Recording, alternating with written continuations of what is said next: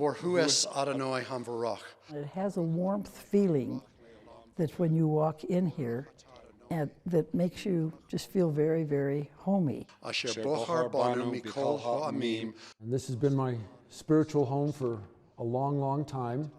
It's near and dear to my heart. Nosan Lanu Estor So. I can't think of being Jewish and not thinking of Temple Aaron. The Rubin family has called Trinidad's Temple Aaron home for 70 years. I was awed. I came from Albuquerque, New Mexico. They made me feel so at home that I never went back to Albuquerque. For Catherine's son, Ron, growing up attending Temple Aaron shaped his faith. Being isolated in a small Jewish community in a small town, it did strengthen my Jewishness, I think. And at the time, I didn't realize it.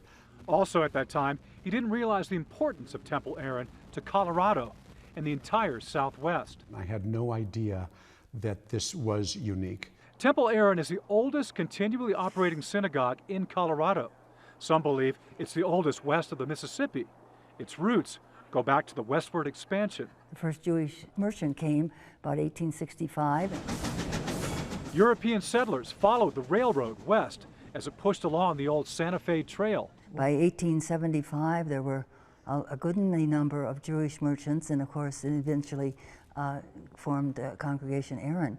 Before long, that congregation bought a plot of land on a hill near the courthouse and built their permanent temple. The architects were Bolger and Rapp, of course, who were very famous architects in this area of Colorado, New Mexico, and it was dedicated in 1889. From the earliest days, the temple served the entire community through outreach programs. Music, talks that were very impressive. We'd have as many as 100 non-Jewish people in attendance. Over the years, the Jewish population of Trinidad dwindled as members moved to larger cities.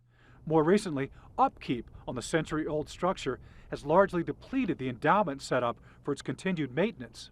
There is very, very little money and very few Jews. That led the congregation last year to make the heartbreaking decision to close its doors.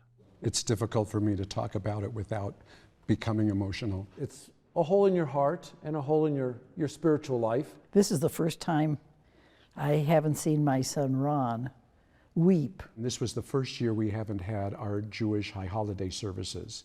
This year, 2016, since 1889, there had always been a service here. 127 years of community service ended with a for sale sign. It was a decision we put off because it was an emotional thing, and it still is. The task now, finding a buyer who will honor the legacy of the building.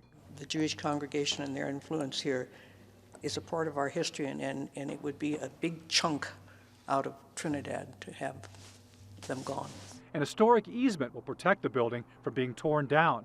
And the temple's place in history has attracted the attention of outside Jewish community groups. We're just always interested in seeing that the Jewish history of Colorado, which predates Colorado becoming a state, is maintained. Temple members have many ideas for future uses. Come here and study and get away from the large cities and appreciate the wilderness that we have around Trinidad. It would be nice to see it as a sacred space, kept this way.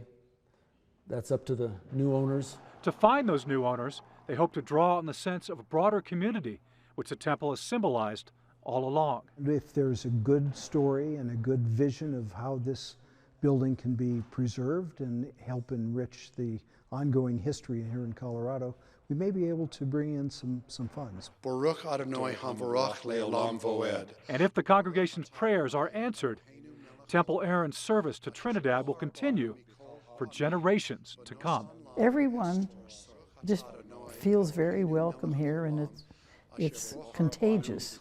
It's not just a place that you open and close. It's a wonderful, wonderful place. Nosein HaTorah.